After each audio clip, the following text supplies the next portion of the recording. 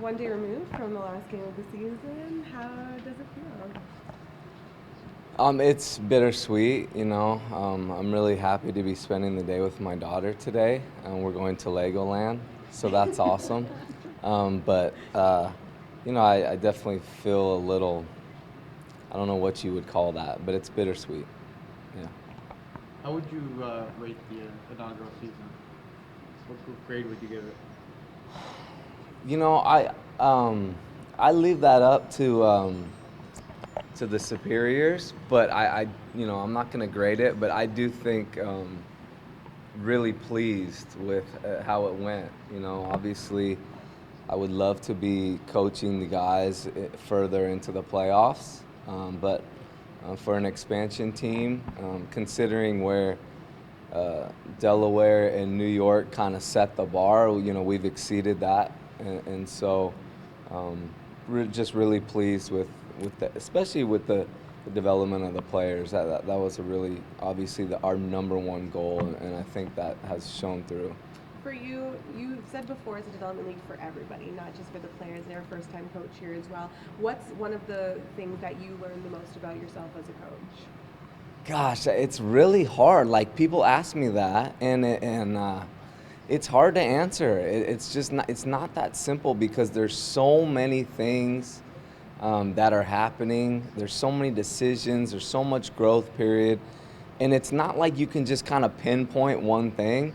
It's just like a culmination of going from assistant to a head coach. There's just a huge learning curve and a huge growth process, and I know, you know, from the beginning of the season, you know, I was trying to coach it like the NBA, and that didn't work. And these guys, you know, needed more help, and then I probably, to adjust to that, went like overboard and maybe gave too much help. And then as the season went on and we all got more comfortable, you know, I kind of found a sweet spot. So, I mean, it's just, you know, literally game by game, day by day, you're improving and analyzing and trying to get better. And so it's just the whole experience. What are your plans for offseason? I mean, summer league obviously, and video scouting outside of that too. But do you get much of a chance to give yourself a break, vacation for Jesse here? Well, you know, I'm gonna spend a lot of time with my kids, which I'm excited about, and just really support the big team and enjoy the playoff ride. You know, and just plan on going to the games now. And, you know, I'll have time to do that, and I'm excited for our players and our organization for the playoffs. I'm really excited and it's actually kind of neat to be able to go to a game and sit in the stands and be a fan. I mean, that's fun. That is really fun. Is, You know, is that kind of difficult for you to separate that coach mentality from just being there, just kicking back, watching the game? I mean, yeah, it is, but you know, I'm trying to really make the most of that. And you know, when you're coaching, it's you are so locked in, and it's such a like a war mentality that you don't really get to enjoy it. And so to be able to sit back and watch these guys, because I know how much goes into it and how hard they've worked, and the journey that we've had. You know, this is year 3 of this regime, and you know, I was there for the first 2 where we took Brooklyn to the wire, and we obviously got swept by Washington. And so this is year 3 of that process, and I'm really excited to see the guys, you know, attack it again and try to get over the mountain. the, the players have mentioned that you're a player's coach. Getting that type of praise from the players, that you're easy to talk to, you support them, you're always positive.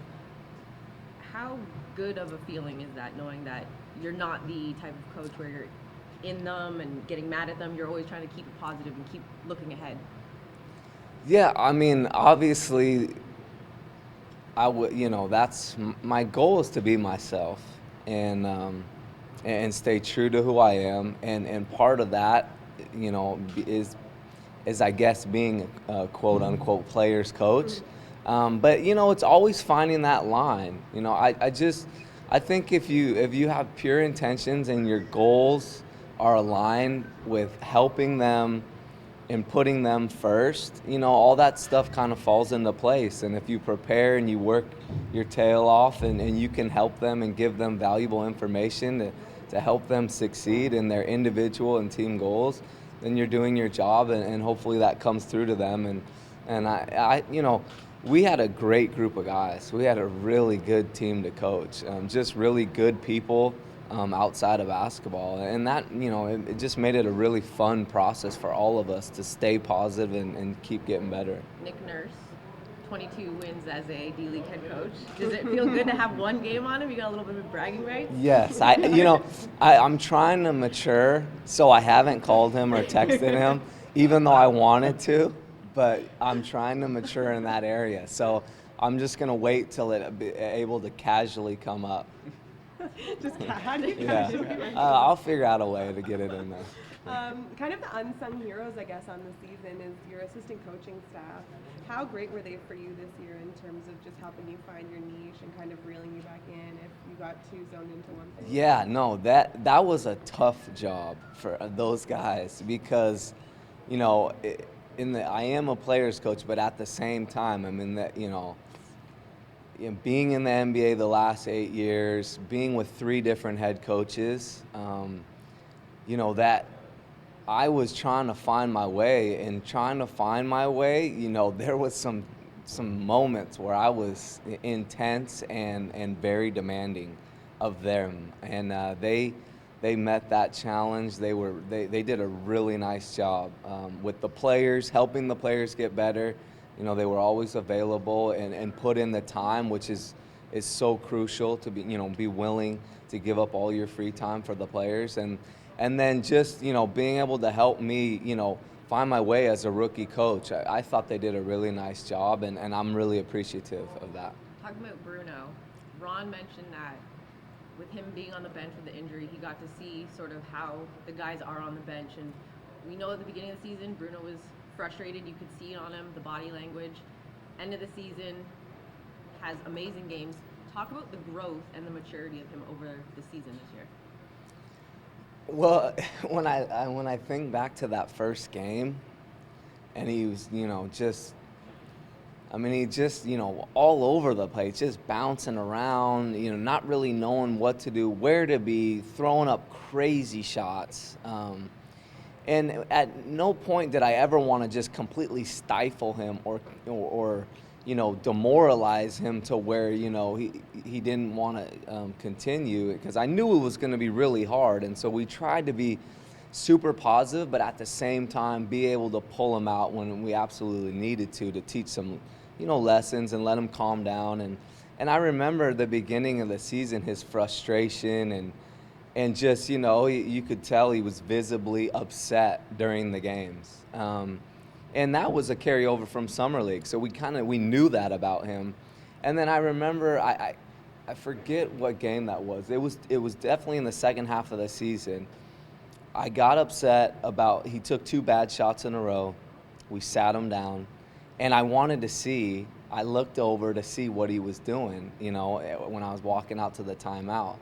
And he was sitting there like a pro. There was no emotion. There was no frustration. He looked like a guy that was just engaged in the game, waiting his turn to go back in the game.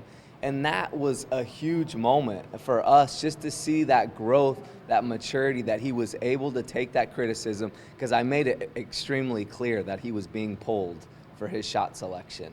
And he was able to handle that, be a pro, and then he went in. When I put him back in, he helped us win that game.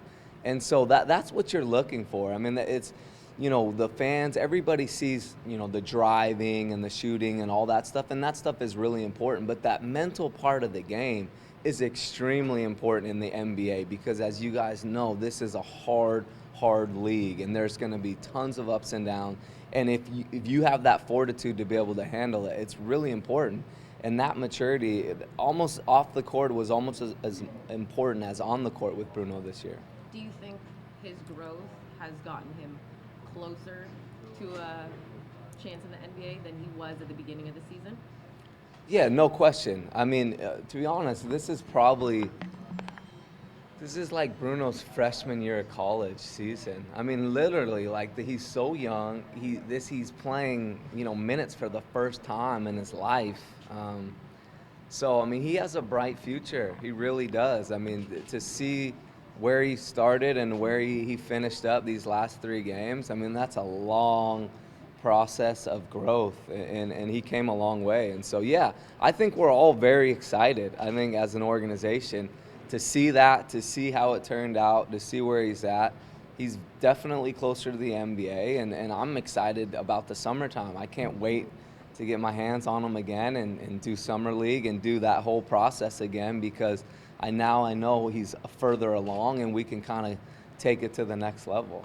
Besides Bruno, there was no one, especially in Mississauga, in the spotlight as much as Sim. And he started off the season a little bit slow, and there was questions about his fitness level. He wasn't on the road.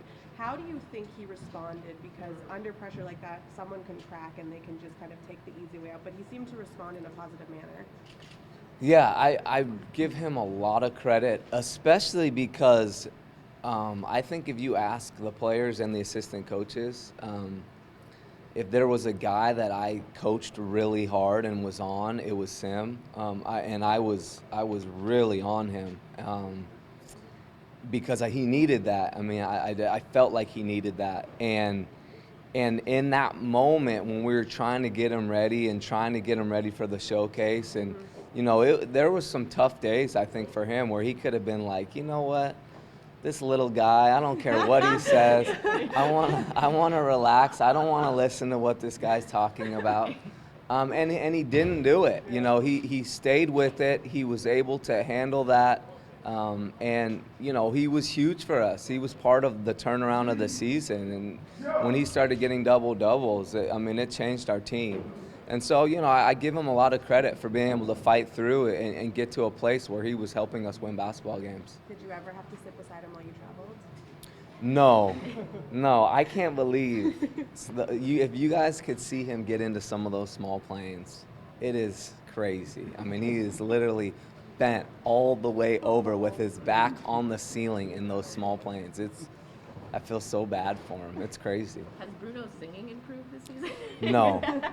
No, Bruno's singing on those bus rides. I've had to tell him a few times to knock it off. I can't handle it. You give him the assistant coach treatment instead of the player treatment. Yeah, I said, come on, Bruno. I'm working up here. I got stuff to do. I can't handle it. He sounds like, and then this is dating myself, but he sounds like Eddie Murphy in that movie where he's got his headphones on. What movie is that? And he's singing. He's in prison. He's got his headphones on. I don't know. Look at the demographic around. Yeah. I was going to say Beverly Hills Cop. It might be Beverly Hills Cop. Maybe the start. I don't know. World Coming to America, but that's No. definitely not it. Definitely not it. But his singing is brutal, and he doesn't stop. I'll tell him, Bruno, I'm working up here. Please, just keep it down. And then he ducks his head. Like he goes down. Yeah, he gets nervous. He stops for a while, and then 30 minutes later, he's starting to crescendo back up. Just in terms of the organization as a whole, what's the next step for you guys moving forward, heading into next year? Like, you have a good base of guys that you would like to work with next year, or? Well, I mean, you never know with the D League, like who wants to come back and who's wants to go overseas or whatever. So, but it is nice to have a foundation in place, obviously, and the returning rights of players, contracts. I mean, that's huge, and just knowing what to expect now. There were so many things that we were just learning on the fly of how to do things, and the league's rules, are very different than the NBA. There's some quirky stuff that's like only D League applies, and so now just having that experience, knowing what to expect, we're really excited about the tryout, affiliates, going to, now we can like try to compete at stuff instead of just trying to figure stuff out. We can actually try to make it better. And so now that we know, and so I'm just excited about trying to build the program. This is a great foundation, but we're not satisfied. We want to try to compete for a championship, and to do that, we got to get better. You kind of look at like a guy like Norm and Kawhi and Lucas, like up in the NBA, and They obviously spent some time down here.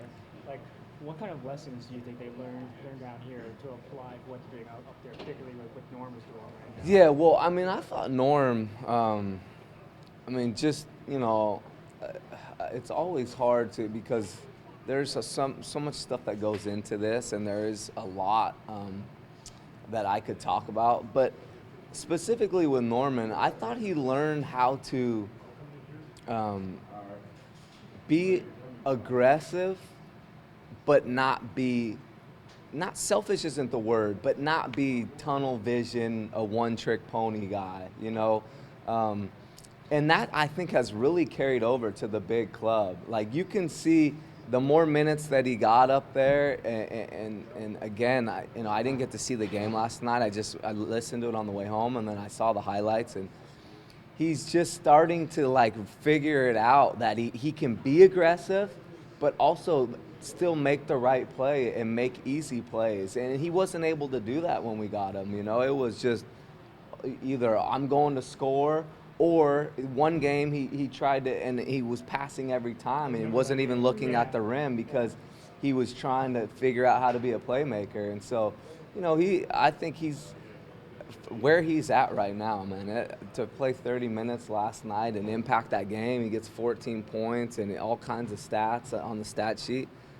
Really excited about his growth and where he's at, and it looks like he's gonna be able to have an impact and help them win a game in the playoffs. Like, I remember when he was down here, he was picking a lot of like cheap fouls because he's still kind of like hand checking and stuff. But like, seeing him play defense in the NBA, he's still like ultra aggressive, but he isn't fouling and his closeouts are like Yes, tighter. no question. When he came down, and even in the summer when he was guarding DeMar a lot during our workouts, he was playing college defense. He's a good defender, but you can't use your hands up here, especially as a rookie. I mean, that's automatic. They're going to hit you. It's an easy call for them. And he was doing that, and even down here, and he was struggling with foul trouble. He had to guard some really big-time players. I'm pretty sure he had to guard Kilpatrick and McRae and guys that are, now in the NBA. I know Kilpatrick's like tearing it up for Brooklyn. So he was guarding NBA guys down here, and he was fouling. And that was, teaching him, you got to play NBA defense. You have to figure out a way to beat Tony Allen. Be aggressive, be up in them, harass them, be physical without fouling. And that's not easy to do in the NBA. And he got better at it as the season went on. And now you see him, being able to do it up there, which is, they're putting him on the best player. And that's big time, man. That's hard. It's really hard to do. Do you think that that's one of the hardest things in order to transition from the D League to the NBA? You were talking about one game he was passing and was looking for a shot, another game he was being ultra aggressive, tunnel vision, like finding that nice balance, but being able to play your game but not feel like you're taking away some of the more established players' shots? Yeah, I mean, it's a dance. Like you're constantly trying to find the sweet spot in that, and it changes from game to game. And there's so much, depending on personnel, the game plan, what matchups people are trying. There's just so much that goes into it, and so you can't really pinpoint. You have to be able to kind of adapt as the games come and as the game plans come, and part of that is maturing to figure that out, and that's why veteran guys are so important, because you have the coaches, you have the structure, but also it's a big part of the NBA of growth is veteran guys kind of taking what the coaches are saying and interpreting for the young guys and kind of getting them, where they need them to be out there on the court. And in the D League, you don't have that. There's no veteran guys, really. It's a bunch of young guys all figuring it out. So it's like you're experimenting, you're failing, you're figuring it out. Then you go up there and you get some of that mentorship, and it really puts it all together. Final. One of the things we didn't expect from Norm is he's become a three-point shooter, not just at okay, like 40% plus. Did you see any of that down here, or did that start to come around down No, there? I saw that in the summertime. After summer, he made a ton of shots in summer league. If you guys remember, he was knocking it down, and then into our workouts after summer league out in LA and the Clippers facility workouts, and I mean he was making a ton of shots. And that was kind of my message coming back out of the summer. I said, look, for a guy that can't shoot, this guy's making a lot of shots. You know, it's getting to the point where this isn't, you know, it can't be just he's hot. You know, I mean, he's shooting the ball really well. And so, you know, I felt really confident about his shooting ability coming out of the summer. Now, in saying that, it's different when you're making him in an NBA game. And I do believe that this time in the D-League really helped him. It was like kind of got that summer feel back of making shots and that I can do this. I know I can do it. And then he just needed a couple to go in up there, and that, you know, and now it's a confidence thing, and he looks really good shooting it. He looks like he's going to make it. Going back to the final game, both Masai and Dan are in attendance. Was it a good feeling getting a W to end the way you did? And I remember when Bruno had that huge dunk after a really sluggish start, I looked over my shoulder, and I've never really seen Masai react the way he did. Yeah. Is it a good feeling knowing that everything you guys sort of tried to put into place worked and Yeah, coming to no, fruition? absolutely. I was so happy we won that game. You know, to have well, really appreciative that Masai came out and that Dan was here, and yeah, no question. You know, I wanted, and for Bruno, I wanted Bruno to have a good game because I know he had been working so hard, he had been playing well, and I wanted Masai to be able to see that, and you know, and see. I wanted it for Bruno. I'm sure Bruno knew he was there, and Bruno wanted, I'm sure, to have a great game, and for Bruno to be able to fight through missing shots, you know, not having a good game, and find it and you know, impact the game the way that he did. The dunk, obviously, but the block shots, the rebounding, the battling there. Javonte Redick, who's a center, you know, I mean, he was big time. You know, we don't win that game without Bruno, and that was absolutely, it felt really good.